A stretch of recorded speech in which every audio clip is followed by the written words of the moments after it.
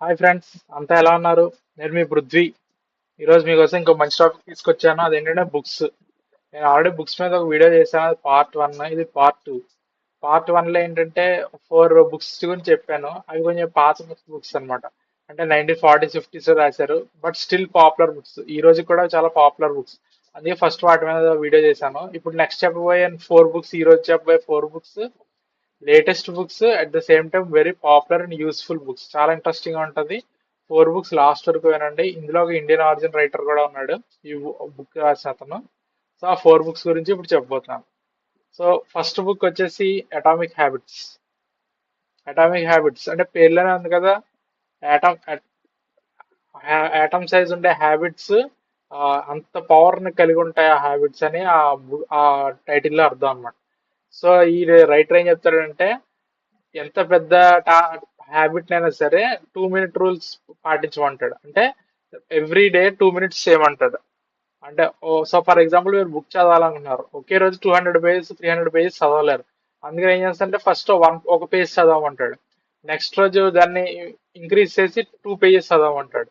Next రోజు ఇంకా increase చేసి 3 పేజెస్ చదవాలి. ఇలాగా రోజు రోజుకి 1% చేంజ్ పెంచుకుంటూ వెళ్తే లాస్ట్ కి మీరు 360% ఇంక్రీజ్ సాధిస్తారు మీ హ్యాబిట్ ఫార్మింగ్ లో. సో ఫర్ ఎగ్జాంపుల్ ఈ హ్యాబిట్ 1% మార్చుకోవడం ఎంత ఇంపార్టెంట్ అంటే, ఫర్ ఎగ్జాంపుల్ ఒక ఏరోప్లేన్ బయలుదేరుతుంది, అది రన్వే మీద నుంచి. ఆ ఏరోప్లేన్ వెళ్ళే దారిని 3 డిగ్రీస్ మారిస్తే అది ఒక సిటీకి వెళ్ళాల్సిన ఇంకో సిటీకి వెళ్తుంది. అందుకని అంత పవర్ఫుల్ అన్నమాట ఈ 1 మినిట్, ఈ 2 మినిట్ రూల్స్, 1% రూల్ అనేది. నెక్స్ట్ హ్యాబిట్స్ ఎలా, పాజిటివ్ హ్యాబిట్స్ ఎలా ఫామ్ చేసుకోవాలంటే 4 స్టెప్స్ ఉన్నదండి. ఒకటి, ఇది ఇట్ మస్ట్ బి ఈజియర్. ఆ హాబిట్ ఈజీగా ఉండేలా చేసుకోవాలి మనం. నెక్స్ట్ ఏంటంటే ఆబ్వియస్. ఫర్ ఎగ్జాంపుల్ మీరు బుక్ చదువుదాం అనుకుంటున్నారు. సో ఆ బుక్ మీ కళ్ళ ముందర కనబడకపోతే మీరు ఎప్పటికీ బుక్ చదవడానికి ముందుకు రారు. సో రాత్రి నిద్రపోయేటప్పుడు, హాల్ మీద కూర్చునేటప్పుడు ఆ టేబుల్ మీద ఆ బుక్ ఉండేలా చూసుకోవాలి. So it will be obvious and attractive. Book చదవడం కానీ, ఎక్సర్సైజ్ చేయడం కానీ, ఇవన్నీ అట్రాక్టివ్ గా ఉండేటట్టు చూసుకోవాలి. నెక్స్ట్ ఏంటంటే రివార్డ్ సిస్టమ్. ఒక హ్యాబిట్ చేశాక ఎంతో కొంత రివార్డ్ తీసుకోవాలి మనం. దాని తర్వాత మన బ్రెయిన్ కి ఏం ట్యూన్ అవుతుందంటే, దాని ద్వారా ఆ ఆ హ్యాబిట్ ఆ రోజు చేస్తే మనకి రివార్డ్స్ దొరుకుతాయని అది పాజిటివ్ గా రియాక్ట్ అవుతుంది మన బ్రెయిన్. తర్వాత ఇంకో పాయింట్ ఏంటంటే, మంచి పాయింట్ అటామిక్ హ్యాబిట్స్ లో గోల్స్ పెట్టుకోవద్దు అంటాడు. గోల్స్ వెనకాల పరిగెట్టద్దు, మన సిస్టమ్ ని చేంజ్ చేయడానికి ట్రై చేయండి అంటాడు రైటర్. ఫర్ ఎగ్జాంపుల్, మీరు 6 ప్యాక్ తెచ్చుకోవాలనుకుంటున్నారు, లేకపోతే డైలీ 10K వేయాలనుకుంటున్నారు అనుకోండి రన్నింగ్ లో. సో ఆ ఆ హ్యాబిట్ ఫామ్ అవుతుంది, గోల్ రీచ్ అవుతారు, అంతా బాగానే ఉంటుంది. కానీ గోల్ రీచ్ అయిన తర్వాత ఏం చేయాలో మనకి తెలియదు, అక్కడతో ఆగిపోతుంది. అలా కాకుండా మనం నేను ఒక అథ్లెట్ ని, లేకపోతే నేను ఒక మంచి బుక్ రీడింగ్ హ్యాబిట్ కలిగి ఉన్న మంచి మనిషిని అన్న సిస్టమ్ మీరు మీలో ఉంటే గనక, అది మీరు గోల్స్ తో పని లేకుండా ఎప్పుడూ చేస్తూనే ఉంటారు ఆ హ్యాబిట్ అనేది. సో ఫ్రెండ్స్, ఇది రాసిన జేమ్స్ క్లియర్ అయిన 2018లో వచ్చింది ఈ బుక్. చాలా ఫేమస్ బుక్. ఇది షార్ట్ గా చెప్పాను, చిన్న చిన్న పాయింట్స్. కానీ ఈ బుక్, ఈ అటామిక్ హ్యాబిట్స్ బుక్ లో చాలా విపులంగా డిస్కస్ చేస్తాడు writer. So atomic habits book చదవండి first. Next, psychology of money. Psychology of money ఏంటంటే, ఇది practical way of looking at finance అన్నమాట. ప్రాక్టికల్ గా ఎలా ఉంటుంది ఫైనాన్స్ అని. సపోజ్ మన ఎక్స్పర్ట్లు ఏం చెప్తారంటే, వాళ్ళు డేటా చూస్తారు, స్టాటిస్టిక్స్ చూస్తారు, స్ప్రెడ్ షీట్స్ చూస్తారు, చూసి జనాలు ఈ విధంగా రియాక్ట్ అవుతారు, జనాలు ఈ విధంగా ఇన్వెస్ట్ చేస్తారని చెప్తారు. కానీ మన హౌస్ హోల్డ్ కి వచ్చేసరికి ఏమవుతుంది, డేట్ ఇన్వెస్ట్ చేయడం అనేది డిన్నర్ టేబుల్స్ దగ్గర, మీటింగ్ రూముల్లోనూ జరుగుతుంది. అంతేగాని ఎక్స్పర్ట్ రాసిన స్ప్రెడ్ షీట్లలోనూ స్టాటిస్టిక్స్ లోనూ మనకు కనబడదు. అది ఇన్వెస్ట్మెంట్ అనేది మన పర్సనల్ హిస్టరీ మీద, ఈగో, ప్రైడ్, మార్కెటింగ్ మీద డిపెండ్ అయి ఉంటాయని ఈ రైటర్ చెప్తాడు అన్నమాట. ఈ బిహేవియర్ టువర్డ్స్ మనీ అనేది మారాలి మనిషికి అని ఈ రైటర్ చెప్తాడు. ఫర్ ఎగ్జాంపుల్, ఈయన పనిచేసే చోట ఒక ఒక వెల్తీ మ్యాన్ వచ్చి అతని డబ్బులు ఇచ్చి గోల్డ్ కాయిన్స్ కొని తీసుకురమ్మంటాడు అతను గోల్డ్ స్టోర్ లో నుంచి. ఆ అతను ఎంత వెల్తీ అంటే, ఆ, అతను ఒక సైంటిస్ట్. అతను చేసిన ఇన్వెన్షన్ ద్వారా చాలా సంపాదిస్తాడు. ఆ సంపాదించిన డబ్బునంతా ఇలాగా ఫ్రెండ్స్ తో ఎంజాయ్ చేయడానికి గడుపుతుంటాడు అనమాట. ఆ గోల్డ్ కాయిన్స్ తీసుకుని ఏం చేస్తాడంటే నదిలో విసురుతుంటాడు ఒక్కొక్కటి ఒక్కొక్కటి. ఊరికే మన రాళ్ళు విసిరినట్టుగా గోల్డ్ కాయిన్స్ విసురుతుంటాడు. డబ్బు పట్ల అతనుకున్న యాటిట్యూడ్ ఎలాంటిది అనేది ఆ ఎగ్జాంపుల్ లో చెప్తుంది అనమాట. సో ఇలా సైకాలజీ ఆఫ్ మనీ బుక్ లో ఇలాంటి రకరకాల స్టోరీస్ ఉంటాయి. ఆ స్టోరీస్ ద్వారా మనకి మనీ గురించి దాని పట్ల మన బిహేవియర్ ఎలా ఉండాలి అనే విషయంపై ఆ రైటర్ మనకి అన్ని నేర్పిస్తాడు. నెక్స్ట్ ఇకిగే. ఇకిగే ఇది కూడా most famous book recent times లో. ఇకిగే అంటే రీజన్ టు లివ్, బతకడానికి ఒక కారణం అన్నమాట.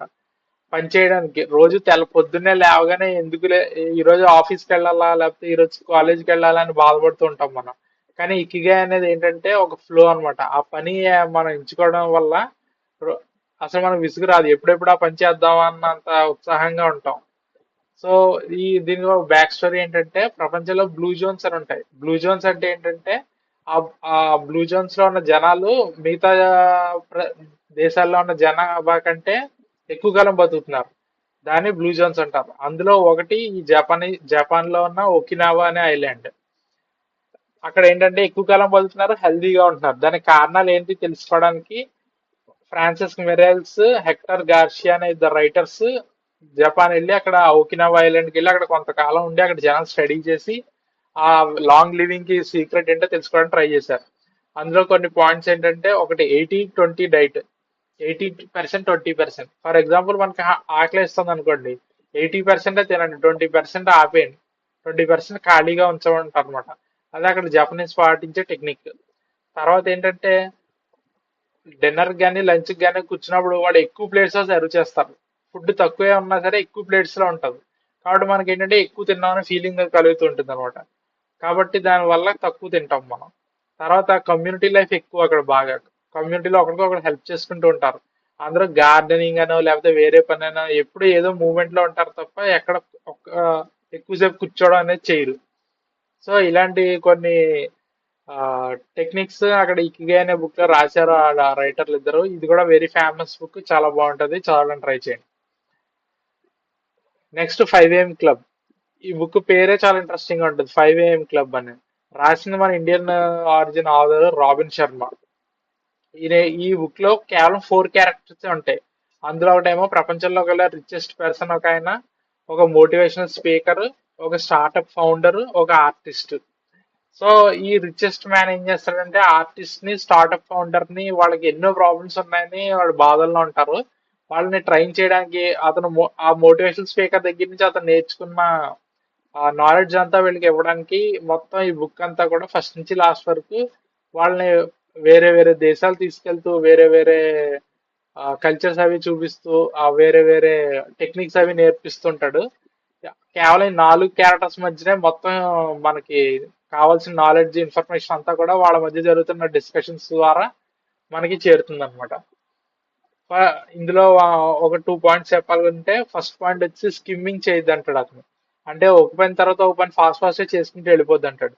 ఏదో ఒక పన్నే ఎంచుకోండి, దాన్నే ఆ ఎంత పర్ఫెక్ట్ గా చేయగలరో అంత పర్ఫెక్ట్ గా చేయడానికి ట్రై చేయమంటారు. దాన్ని గ్రాన్యులారిటీ అంటాడు అనమాట.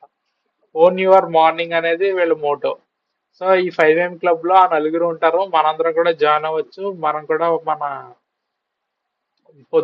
ఎర్లీ మార్నింగ్ 5 o'clock కి లేచి మన డేని మనం ఓన్ చేసుకోవచ్చు. సో ఫ్రెండ్స్, ఇది 4 బుక్స్ గురించి ఈరోజు చెప్తున్నాను. ఇది చాలా ఇంట్రెస్టింగ్ గా ఉంటాయి. ఇదే ఆర్డర్ లో చదివితే మీకు ఇంకా ఇంట్రెస్టింగ్ గా ఉంటది.